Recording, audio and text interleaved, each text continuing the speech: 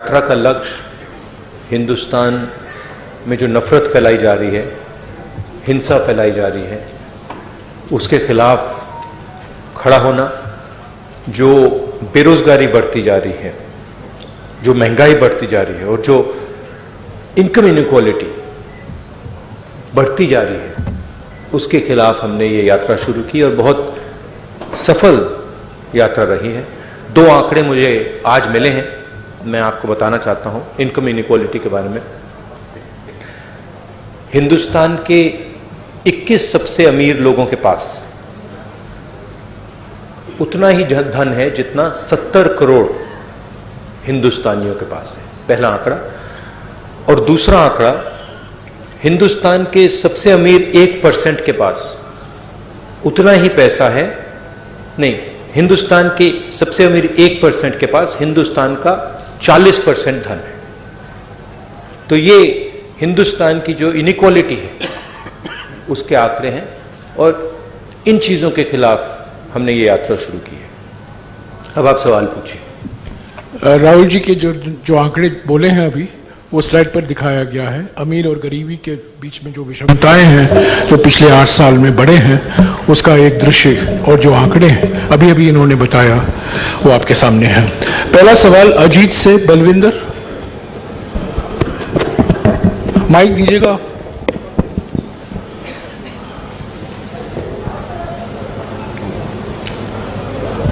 अगर बलविंदर नहीं है, जगबानी से विजय नागला।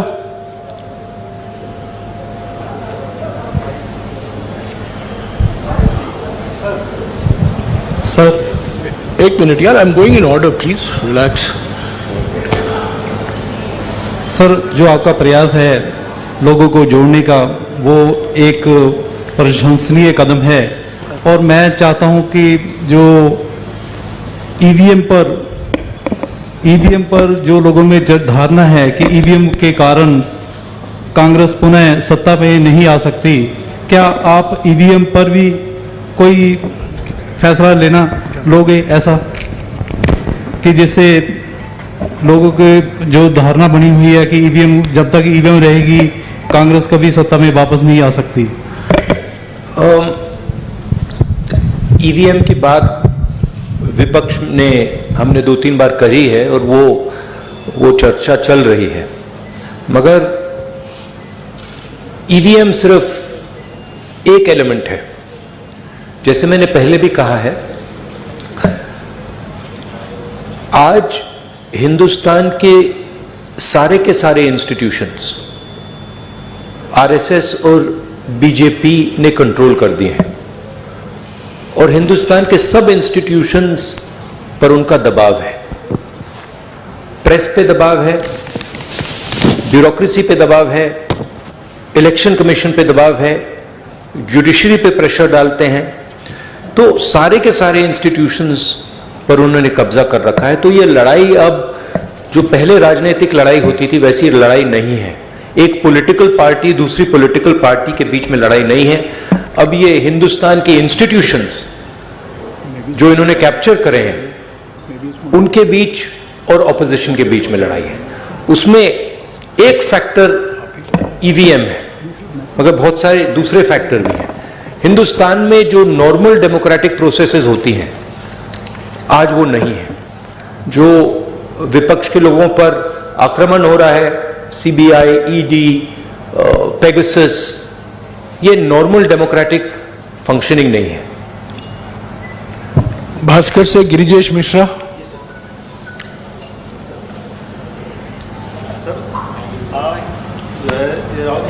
कहते रहे कि यह यात्रा सियासी नहीं है, नफरत, बेरोजगारी। आप राहुल जी कहते रहे कि यह यात्रा सियासी नहीं है, नफरत, बेरोजगारी और महंगाई के खिलाफ है। ऐसे में अचानक सीएम मान को सुझाव देने की क्या जरूरत पड़ गई? क्या यह माना जाए कि 10 जनपद की दखल आने वाले समय में राज्यों में कम होगी? ये आपका सवाल है या किसी और ने लिखा आपके लिए? पूछ रहा हूं, पढ़ के देख रहे हैं, पता नहीं किसने आपको पूछा हो। देखिए, मैंने सीएम को जो पंजाबी कल्चर है जिसको मैं अच्छी तरह समझता हूँ, जो पंजाबी हिस्ट्री है उसके बारे में मैंने उनको प्यार से बताया है। पंजाब को पंजाब से ही चलाया जा सकता है, ये हिस्टोरिकल फैक्ट है, ये कोई नई बात नहीं है। और अगर पंजाब को दिल्ली से चलाया जाएगा तो पंजाब के लोग उसको एक्सेप्ट नहीं करेंगे और रिएक्ट करेंगे। ये राजनीतिक बात नहीं है, ये फैक्ट है। अमर उजाला से सुरेंद्र ये जो पाल। पंजाबी प्राइड है,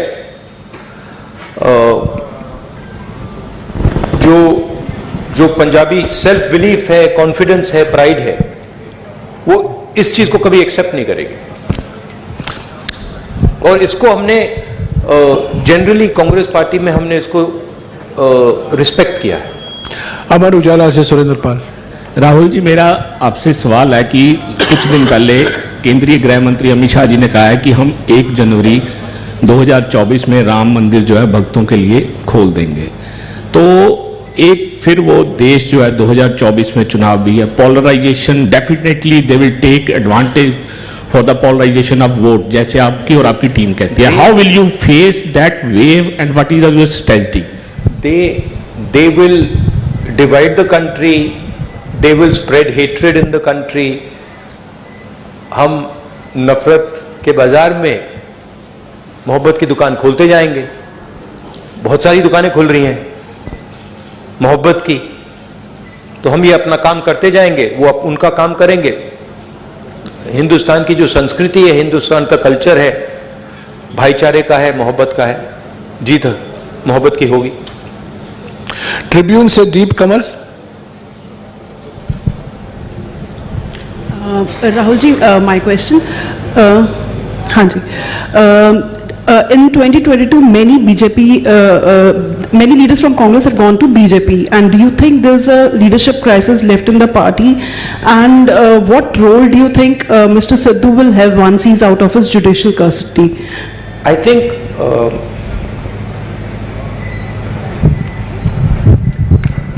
my experience is pretty much anybody who goes to the BJP goes there because of a particular type of pressure.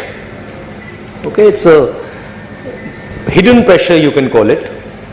It is generally a result of, pressure from the CBI, pressure from the ED, pressure from cases, pressure from corruption. So we are quite happy that these type of people are not in the party anymore. And I think as far as the party is concerned, what I've seen on the street is tremendous enthusiasm, extremely dynamic workers, and a mix of senior and young leaders. So what I see in the Congress party is extremely capable leadership all the way from the top to the worker level. So I'm not worried about that. In fact, I'm quite happy that some of the sort of riffraff has gone somewhere else. Hindustan Times से Harpreet Kaur. No supplementary, please, madam. Please sit down. Harpreet Kaur. Everybody will have a role. Everybody will have a role to play. We are a democratic party. We like to involve all people and function together. Hindustan Times से हरप्रीत कौर नहीं आई है, आई है।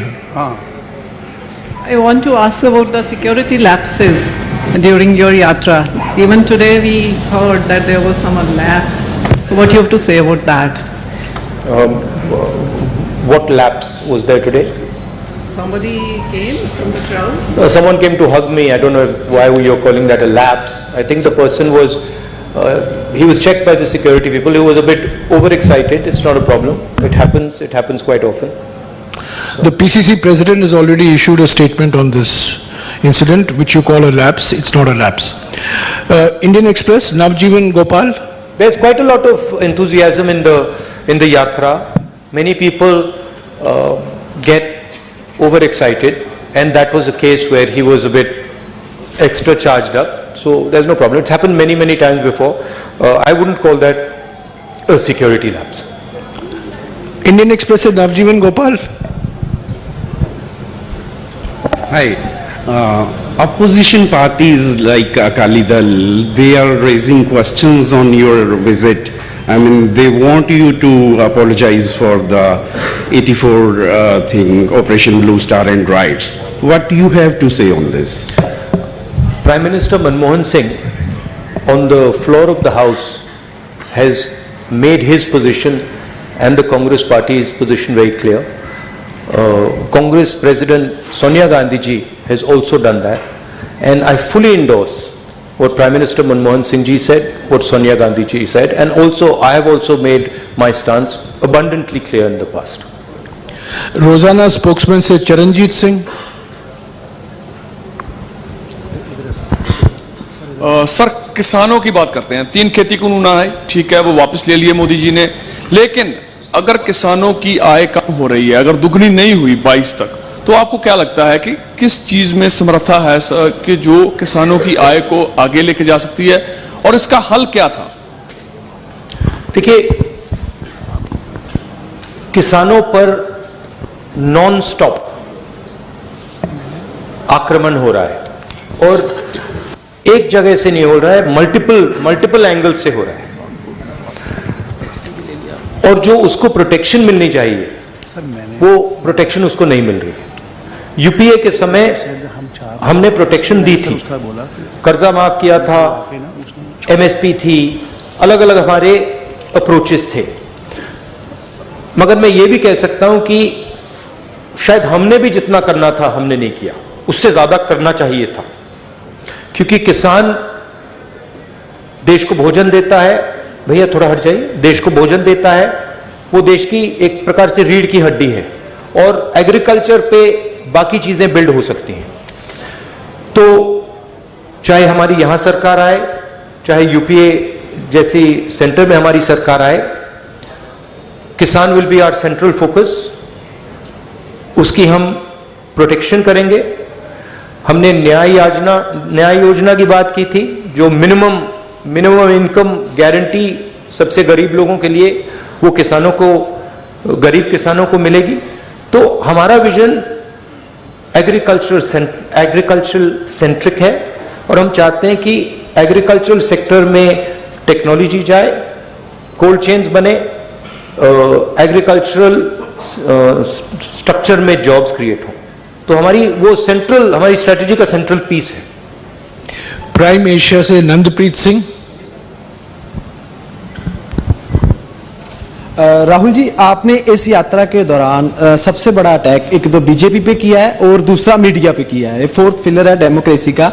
इस पे मेरा सवाल ये है कि मान लीजिए कांग्रेस सत्ता में आती है और आप प्रधानमंत्री बन जाते हैं, तो जो ये नेशनल टीवी पे जो आजकल जिसको आप गोदी मीडिया का नाम देते हो, तो उस पे हिंदू मुस्लिम का एक चलता है आपस में, आप बोलते हो कि भारत को बांट रहे हैं वो, तो क्या आप उस पे रोक लगाएंगे? और क्या आप बोल रहे हो कि मीडिया गुलाम है, क्या आप भी उनको अपना गुलाम बना लोगे फिर?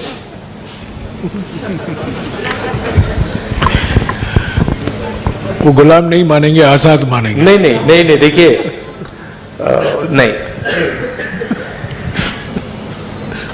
मैंने गोदी मीडिया तो कभी नहीं कहा है, वो मेरा फ्रेज नहीं है।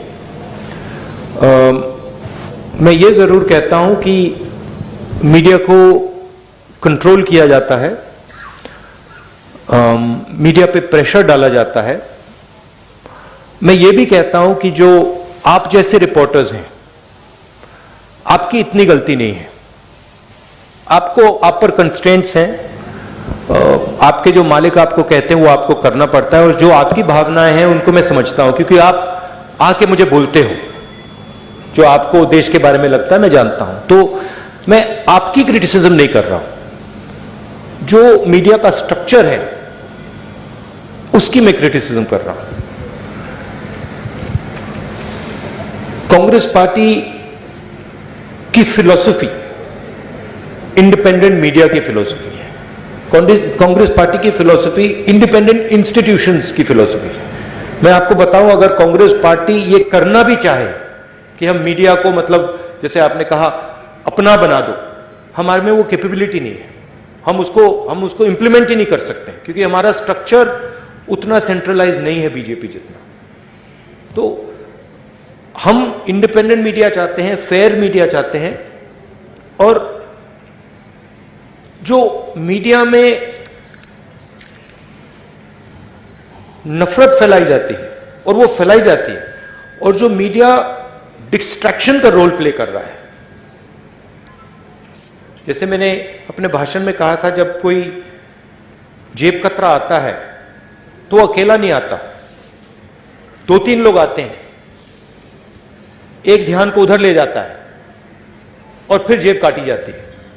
तो इनएडवर्टेंटली वो आप रोल प्ले कर रहे हो, आप लोग नहीं, बट आपका जो स्ट्रक्चर है, आप लोग डिस्ट्रैक्ट करते हो। आप लोग कहते हो देखो हिंदू मुस्लिम, ऐश्वर्या राय, शाहरुख खान, बॉलीवुड, तेंदुलकर, उधर देखो, और इधर मतलब किसान की लूट हो रही है, छोटे व्यापारी मारे जा रहे हैं, इनइक्वालिटी बढ़ती जा रही है। तो आपका रोल डिस्ट्रैक्शन का रोल है, आपका रोल वॉचडॉग का रोल होना चाहिए। जैसे हमने ये जो आंकड़े लगाए हैं, इसके बारे में आपने कोई सवाल ही नहीं पूछा। एक्चुअली ये सबसे जरूरी सवाल है, ऐश्वर्या राय से, शाहरुख खान से, ये जरूरी सवाल है, मगर आप लोग ये पूछते नहीं हो। आपकी गलती नहीं है, शायद आप पूछते, अगर आपको छूट दी जाती है आप पूछते, but your role is that वो watch dog. And what are the type of issues you should be raising? Farmers issues, employment issues. अखबार में employment की बात तो पढ़ने को नहीं मिलती, स्मॉल स्केल इंडस्ट्रीज की बात तो सुनाई नहीं देती। लुधियाना में जो मतलब पूरा इंडस्ट्री खत्म हो गई, उसके बारे में सुनाई नहीं देता। तो that is the type of media we would like, a media that puts pressure on the government on key issues. You are for a Congress government, you are a feedback channel. We want you to give us pressure on important things, on things like income inequality, on things like hatred, on things like anger, on things like farmers, on things like unemployed youngsters. That's your role, and that's the role we would like you to play. Not को मौका नहीं मिला है, आपको जम्मू में आमंत्रित है हम लोग, जिनको जम्मू में मौका नहीं मिलेगा आप श्रीनगर में आइए। अभी राहुल जी आपके साथ फोटो खिंचाएंगे। हो गया, प्रेस कॉन्फ्रेंस हो चुका है, प्लीज, हो चुका है, राहुल जी को जाना है, हो चुका है, प्लीज।